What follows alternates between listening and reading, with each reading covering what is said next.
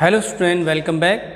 Now we will discuss the difference between e-business and traditional business. So there is lot of difference between e-business and traditional business. First we will discuss on the basis of formation. When we differentiate e-business with traditional business on the basis of formation, then forming e-business is very easy. E-business को form करना बहुत easy है. All you need to have an internet connection and technical knowledge and some contacts. With some contacts, technical knowledge and internet connection, you can start your e-business. E-business बहुत आसानी से start कर सकते हैं. But when we talk about the traditional business, it is very difficult to form. बहुत मुश्किल होता है इस तरह के traditional business को setup करना, because for opening traditional business, you need to have a space. एक space की जरूरत पड़ेगी, like shop, showroom, और उसको ख़रीदने में बहुत ज़्यादा पैसे खर्च होते हैं. फॉर्मेलिटीज़ हैं, रजिस्ट्रेशंस भी कराना पड़ता है और काफ़ी सारी स्टॉक्स को स्टोर करके भी रखना होगा. Huge amount of capital is required. बहुत ज़्यादा कैपिटल की रिक्वायरमेंट होती है, इसलिए इतना आसान नहीं है ट्रेडिशनल बिजनेस को ओपन करना. Now second is personal touch. So in e business there is no personal touch because there is no communication between या contact between the buyer and seller. Buyer और सेलर में personal contact नहीं हो पाता, इसलिए personal touch नहीं है. And when we talk about traditional business, yes there is personal touch. यहाँ इसमें पर्सनल टच है because specially in soul proprietorship business और partnership business. Sole proprietorship business और पार्टनरशिप बिजनेस में पर्सनल टच होता है because they try to give more efforts और put more effort on their business.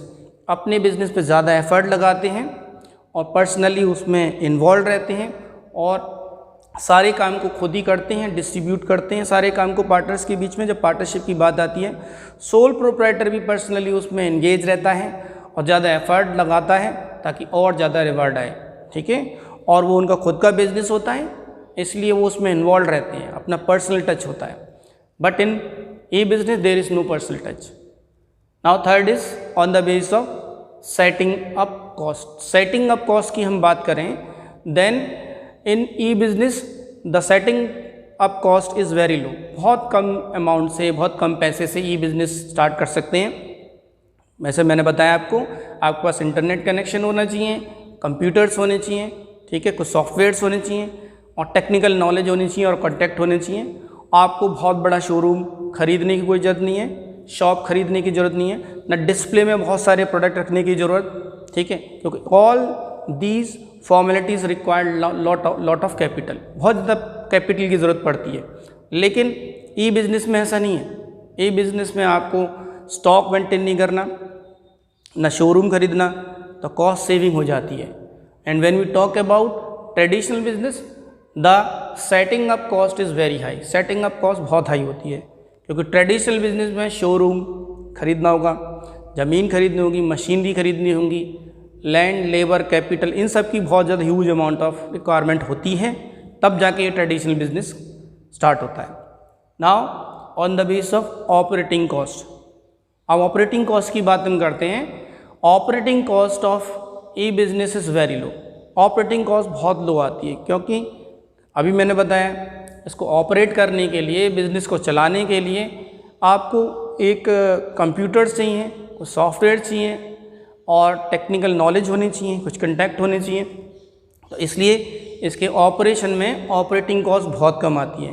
ठीक, ज़्यादा है ह्यूज अमाउंट ऑफ कैपिटल, पैसा एडवर्टाइजमेंट में इतना नहीं खर्च करना पड़ता क्योंकि ट्रेडिशनल बिजनेस में बहुत ज़्यादा पैसा खर्च करना पड़ता है, बहुत ज़्यादा एक्सपर्ट्स को हायर करना पड़ता है, लेकिन इसमें नहीं. But when we talk about the traditional business, operating cost is high. Operating cost बहुत हाई आती है बिकॉज बहुत सारे एक्सपर्ट्स को हायर करना पड़ता है और लैंड, लेबर, कैपिटल का अरेंजमेंट करना पड़ता है, मशीन्स को अरेंज करना पड़ता है. मशीन को ऑपरेट करने के लिए टेक्निकल और सेमी स्किल्ड और स्किल्ड लेबर्स का इस्तेमाल करना पड़ता है. इसलिए ऑपरेटिंग कॉस्ट ट्रेडिशनल बिजनेस में ज़्यादा आती है, ई बिजनेस में इतनी नहीं आती. Now fifth is physical examination of good. अब फिजिकल एग्जामिनेशन जो गुड्स एक्सचेंज हो रहे हैं उनका फिजिकल एग्जामिनेशन की बात करें, so physical examination is not possible in e business. E business में फिजिकल एग्जामिनेशन नहीं है, because there is no contact between the seller and buyer. Seller और बायर के बीच में कोई कॉन्टैक्ट नहीं होता, इसलिए फिजिकल एग्जामिनेशन गुड्स का पॉसिबल नहीं हो पाता ई बिजनेस में। And when we talk about traditional business, the physical examination of goods is possible. Physical examination goods possible है क्योंकि मैन्युफैक्चर खुद बना रहा है और वो डायरेक्ट कांटेक्ट कर रहा है सेलर से और सारे प्रोडक्ट को, सारे फीचर्स को एग्जामाइन कर रहा है और सेलर को भी बता रहा है, इसलिए कांटेक्ट भी है और फिजिकल एग्जामिनेशन भी पॉसिबल है। Now sixth is on the base of expansion. अब एक्सपेंशन के बेसिस पर हम डिफ्रेंशिएट करते हैं। So as internet has no geographical boundary, internet facility तो हर जगह अवेलेबल है। हर जगह अवेलेबल होने की वजह से ई बिजनेस को और एक्सपेंड कर सकते हैं, इस बिज़नेस को बहुत हाई लेवल तक पहुंचा सकते हैं, because internet is present everywhere in every country. ठीक है, हर जगह इंटरनेट प्रेजेंट है, इसकी वजह से ईज़ ऑफ एक्सपेंशन ज़्यादा है much in e business. And when we talk about traditional business, traditional business की बात करते हैं, इट इज़ वेरी डिफ़िकल्ट, बहुत डिफ़िकल्ट है एक्सपेंशन करना, इतना आसान नहीं है कि तुरंत एक्सपेंड कर जाएँ। As various legal formalities are there, क्योंकि ट्रेडिशनल बिजनेस में कई तरह की लीगल फॉर्मेलिटीज़ होती हैं, वो फॉर्मेलिटीज़ पूरी करनी पड़ती है, बहुत पेपर वर्क होता है, कई तरह की रिस्ट्रिक्शंस, रजिस्ट्रेशंस भी कराना पड़ता है और तब जाके बिजनेस स्टार्ट होता है। एक्सपेंड करना इतना आसान नहीं है, एक्सपेंशन के लिए भी बहुत ज़्यादा रिक्वायरमेंट्स होती हैं, वो रिक्वायरमेंट्स पूरी करनी पड़ती हैं, तब जाके वो एक्सपेंड कर सकता है। उसके अलावा फॉर्मेलिटीज़ हैं और वो फॉर्मेलिटीज़ कंप्लीट करनी पड़ती है, तब जाके एक्सपेंशन हो सकता है। Now seventh is human resource requirement. अब ह्यूमन रिसोर्स रिक्वायरमेंट मतलब किस तरह के एम्प्लॉयज़ की रिक्वायरमेंट होती है ई बिज़नेस में और ट्रेडिशनल बिज़नेस में। तो ई बिज़नेस में टेक्निकली क्वालिफाइड्स, जो टेक्निकल नॉलेज जानते हैं, सॉफ्टवेयर के बारे में जानते हैं, इंटरनेट की पूरी फैसिलिटी के बारे में जानते हैं, हार्डवेयर सॉफ्टवेयर सब पता है उन्हें, एंड आल्सो आईटी प्रोफेशनल्स और आईटी प्रोफेशनल्स भी, इन सब की रिक्वायरमेंट होती है ई बिज़नेस में, क्योंकि ऑनलाइन फंड ट्रांसफ़र होता है और इन्फॉर्मेशन शेयर होती है और कैब और जो भी पैसा जो भी दे रहा है कस्टमर, उस कस्टमर की सारी जानकारी लेनी है, सारी इन्फॉर्मेशन लेनी है, तो टेक्निकल नॉलेज होगी तभी इस तरह के बिज़नेस को कर पाएगा। फ्रॉड बहुत सारे होते हैं, इन फ्रॉड को रोका जा सकता है अगर हमारे पास टेक्निकली क्वालिफाइड और आईटी प्रोफेशनल्स हैं, अदरवाइज बहुत लॉस हो सकता है कंपनी को। And when we talk about traditional business, जब हम ट्रेडिशनल बिजनेस की बात करते हैं तो इसमें जो एम्प्लॉयज़ की रिक्वायरमेंट होती है वो है सेमी स्किल्स एम्प्लॉयज़ होने चाहिए और स्किल्ड लेबर और सेमी स्किल्ड लेबर से ही हम अपनी यानी traditional business human resource requirement को पूरा कर सकता है। Now eighth is on the base of risk involve. अब रिस्क कितना इन्वॉल्व है? So in e business there is high degree of risk. E business में बहुत ज़्यादा हाई डिग्री ऑफ रिस्क है, as there is no direct contact between the buyer and seller. Buyer और seller में कोई direct contact नहीं है, यानी जो फर्म ई बिज़नेस करती है वो मैन्युफैक्चर से सामान खरीदती है और फिर अल्टीमेट कंज्यूमर को पहुंचाती है, तो मैन्युफैक्चर से भी उसका कॉन्टैक्ट नहीं है डायरेक्ट, और ना ही बायर से, सेलर से उससे कॉन्टैक्ट है। बायर और सेलर के बीच में कोई कॉन्टैक्ट नहीं हो पाता, इसलिए रिस्क बहुत हाई होता है। ठीक है, यानी कस्टमर ने कभी कोई ऑर्डर करा और ऑर्डर करने के बाद उसने पेमेंट भी कर दिया, पेमेंट करने के बाद वो जो प्रोडक्ट है वो प्रोडक्ट ना आकर दूसरा प्रोडक्ट भेज दिया, तो बहुत ज़्यादा रिस्क है।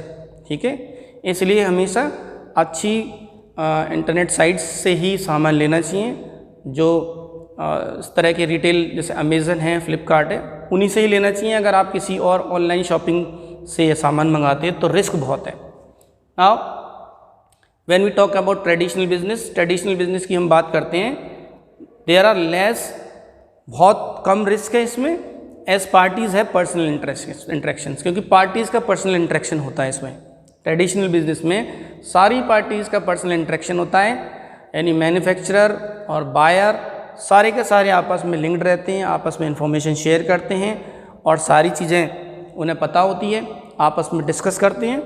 इट मीन्स इसमें रिस्क कम है ट्रेडिशनल बिजनेस में और ई बिजनेस में ज़्यादा रिस्क है।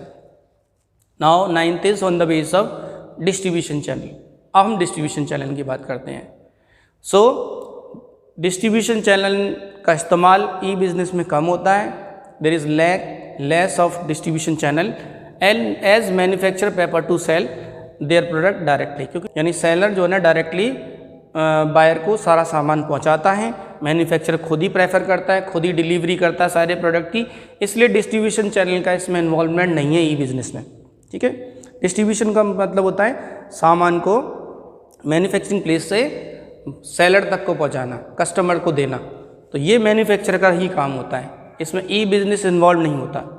And when we talk about traditional business, जब हम ट्रेडिशनल बिजनेस की बात करते हैं, वेरियस इंटरमीडिएटरीज, इसमें बहुत ज़्यादा इंटरमीडिएटरीज इन्वॉल्व होती है, जैसे कि होलसेलर्स, उसके अलावा रिटेलर्स, डिस्ट्रीब्यूटर्स, एजेंट, कई तरह के लोग इसमें शामिल होते हैं ट्रेडिशनल बिजनेस में। तो डिस्ट्रीब्यूशन चैनल इसमें ज़्यादा होता है ट्रेडिशनल बिजनेस में। Now 10th is length of business cycle. अब बिजनेस साइकिल की हम बात करते हैं कि बिजनेस साइकिल की लेंथ कितनी है ई बिजनेस में। तो इसमें बिजनेस साइकिल की जो लेंथ होती है बहुत शॉर्टर होती है। ठीक है, क्यों होती है? Because various processes are carried out simultaneously. इसमें जितने भी प्रोसेस होते हैं वो एक साथ होते हैं। जैसे कि एकदम ऑर्डर प्लेस हुआ, फिर ऑर्डर तुरंत ऑर्डर डिलीवरी के लिए रख दिया और फिर डिलीवरी सेंड कर दी और वो कस्टमर के पास पहुंच गया। तो सारी चीज़ें एकदम साइमल्टेनियसली होती है। ऑर्डर प्रोसेसिंग में यानी लेंथ ऑफ बिजनेस साइकिल बहुत कम होती है, शॉर्टर होती है। And when we talk about traditional business, जब हम ट्रेडिशनल बिजनेस की बात करते हैं तो इसकी जो लेंथ होती है बिजनेस साइकिल की बहुत ही लॉन्गर होती है। क्यों? बिकॉज इसमें कई तरह के प्रोसेस कैरिड आउट होते हैं। एक टाइम में एक बार में एक प्रोसेस होता है, फिर इसके बाद दूसरा प्रोसेस होता है। जैसे कि सबसे पहले परचेजिंग होगी, परचेजिंग के बाद प्रोडक्शन होगी, प्रोडक्शन के बाद फिर डिस्ट्रीब्यूशन, सेलिंग, ये सारी चीज़ें अलग अलग स्टेजेस पर होती है। इसीलिए इसकी बिजनेस साइकिल बहुत ज़्यादा बड़ी होती है ट्रेडिशनल बिजनेस की, और ई बिजनेस की शॉर्टर होती है। So these are the basic 10 difference that I have discuss one by one. Thank you.